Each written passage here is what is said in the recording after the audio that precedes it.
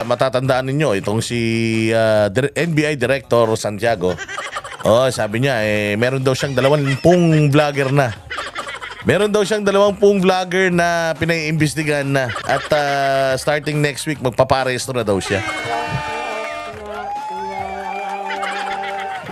Ang tanong ko lang, kasi yung isang vlogger pinangalanan niya na si Marlica daw. Paano mo paparesto si Marlica? Unang-una sa lahat, hindi naman si Marlica po ay isang Amerikana. Siya po ay isang citizen sa Amerika. Siya po ay ang presidente niya si Donald Trump. O ngayon, kung may problema kayo kay Marlica at sa mga pinagsasabi niya tungkol sa Pilipinas, you have to go to Donald Trump.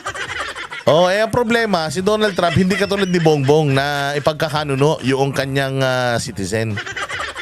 Si Donald Trump, putangin niya, kahit matai ka, wala siyang pakialam. Kung nasasaktan kayo sa sinasabi ng citizen niya, baka totoo kaya kayo nasasaktan. Ano ba kasing pinalalabas ni, alam nyo nagsimula itong problema na to na magpapakulong daw sila ng mga vlogger. Nagsimula to nung hinahanap nyo kasi si Lisa. Ba't kasi hinahanap nyo si Lisa? Tayo na niya, ano bang significance ni Lisa sa bayang Pilipinas? Ako nga, kung hindi umuwi yan, di mas maganda pa. Di ba kasi sabi nila, nawawala daw. Kesyo ganito, kesyo ganyan. May nangyari daw si LA, ganito. Simula noon, nagalit na sila. Hanggang ngayon, itong si Lisa, hindi pa ito lumalabas. Marami na siyang mga picture, di umano, sa social media. Pero di umano, ito daw ay mga lumang picture na. Hanggang ngayon, hindi pa ito lumalabas. Kaya doon nagagalit ngayon itong NBI yata natin. Bakit nyo nga naman kasi pinilalabas si Lisa? Parang pinifake news nyo daw yata na hold daw sa Amerika. Ang dali lang naman kasi niyan. Ang dali lang naman patunayan yan, di ba? Di ba, naglabas na kayo ng picture, di naniniwala tao. Gusto nila ng video, di maglabas kayo ng video. Para matapos na yung chismis, move on na sa bagong chismis. Putangin na nyo. Masyado kayong maaarte. Ang daming problema ng Pilipinas, NBI. Yan ang inaasikaso nyo. Ano ba yan? Problema na nga natin na ang pinakamamahal natin Pangulong Duterte tinapon sa ibang bansa. Hindi ka pa nga nagbibigay ng opinion mo niyan bilang isang judge. Ikaw ba ay naniniwala na ang Department of Justice ay isang competent authority o competent judicial authority? Naniniwala ka ba dun? Na ang Department of Justice, which is your office, ang mga piskal nyo mga competent judicial entity. Di ka pa nga nagbibigay ng statement dyan. Ang dami-dami problema. Problema nyo yung mga vlogger. Ganito lang yan, may sinabi yung vlogger hindi nyo nagugustuhan yung sinabi ng vlogger. Di patunayan nyo na mali yung sinasabi ng vlogger. Tapos i-post nyo, itong vlogger na to, fake news, huwag kayong manonood dyan. Di ganun. Hindi yung pakukulong nyo. Hindi yung kakasuhan nyo. Ba't yung kakasuhan? Lahat naman tayo nagpapahayag lang ng ating mga saloobin. Bibigyan ko kayo ng isang classic example. Yung CPP, NPA, NDF. Yung mga mga aktivista, yung mga akbayan, kung ano-ano pang mga makabayan block, yan makabayan, bayan muna, yan, yung mga kung ano-ano yung mga yung walang kwentang mga grupo na yan. For the longest time, anong ginagawa nila? For the longest time, etong mga buwaka ng inanto, pupunta sa kalsada, magsisisigaw, magbibigay ng mga istoryahe. Isisigaw nila yung mga istoryahe, ito daw si ganito, tuta ni ganyan, tuta ni ganon, tas kung ano-ano mga iskandalo ibabato sa'yo. Meron ba nagsampa ng kaso sa mga putang ina makabayan na yan? Diyan sa mga rallyista na yan, diyan sa mga buwisit na mga rally sa kalsada na yan na makibaka, wag mapagod.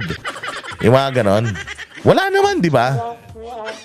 The fact na walang nagdidemanda sa mga yun is because it's within their rights. Bilang isang mga mamamayang Pilipino, karapatan nila magreklamo kung anong gusto nila sabihin nila. Ang tanong, may naniniwala ba? Hindi ba? Ang tagal-tagal na ng mga rebelde na yan. Tagal-tagal na ng mga aktivista na yan. Panahon pa ng mga lolo natin, nagsisisigaw na yan. Ano na ba napatunayan nila? Hanggang ngayon, nagsisisigaw pa rin sila. Parehas pa rin naman yung sinisigaw nila. May naniniwala pa bang tao sa kanila? Di ba wala na? Di ba hindi na sila pinaniniwalaan? Bakit? Kasi bistado na sila. Bayaan nyo lang sila magsigaw-sigaw. O ganun din sa social media, yung mga vloggers.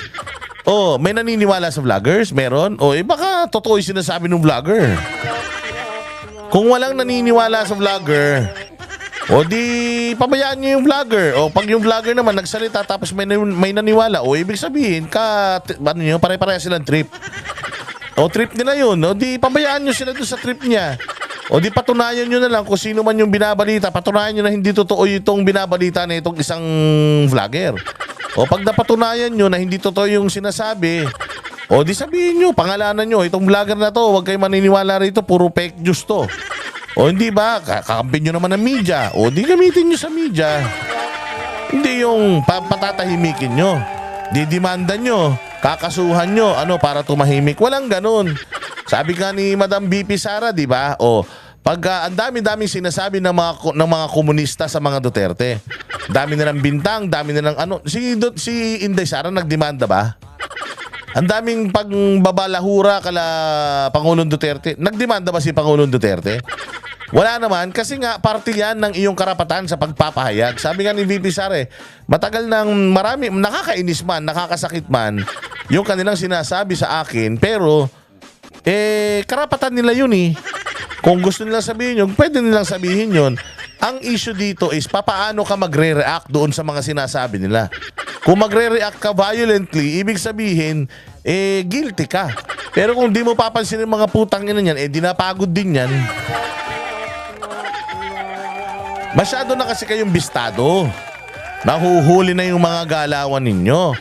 Katulad yan, yung mga nawawalang mga tao pag hinanap ng mga DDS, putya yan. Ganun talaga buhay. Alam ninyo, kaya kami finalo ng daan-daan libong mga Pilipino. Dahil pare-parehas kami ng sentimiento. Kapag tinanggalan mo kami ng boses, di nawalan na ng pinapanood yung mga daan-daan libong nag-aabang ng mga content namin. Di pinigilan mo sila na magkaroon ng... Kasi sabi nga we have freedom of choice. Pwede ka mamili anong gusto mo relihiyon. Mall na puntahan, gusto mo, sinong gusto mong jowain, asawahin mo. Kung gusto mo, lalaki, babae, kung anong aso, asawahin mo. Karapatan mo yan, ikaw yan, buhay mo yan. Walang pigilan. Masyado kayong mga balat sibuyas eh. Si Marlican, hindi nyo yan hindi nyo yan mapapa-uwi dito. Dinimanda na yan sa Amerika eh. Presidente nga natin, pinatatrabaho na yan, hindi nga mapauwi-pauwi yan. Bakit? Matapang nga yan dahil hindi naman Pilipino yan eh. Amerikano yan. Saklaw siya ng batas sa Amerika. At kung hindi man terorista yan, hindi yan ibibigay sa inyo ng Amerika, okay lang kayo. Hindi, ang Amerika hindi katulad ng Pilipinas. Ang Amerika hindi katulad ng Pilipinas na putang ina, sigaw na sigaw sa South China Sea, South China Sea, South China Sea. Sinasakop na tayo ng mga incheck. Putang ina niyan, ang tagal-tagal na nang sinisigaw yun. Hanggang ngayon, di pa naman tayo sinakop ng incheck. Pero ito, pinamigay natin sa Pangulong Duterte sa ibang lahi. Anak ng tinapay na yan. Okay lang sa kanila. Puta, double standard. Sabi ko nga sa'yo, NBI Director, unahin mo na ipakulong o kasuhan si Pangulong Marcos. Dahil si Pangulong Marcos, bukod sa traidor na sa bayan, ipinamigay ang dati nating presidente, sinungaling. Siya ang kauna-unahang fake news sa Pilipinas.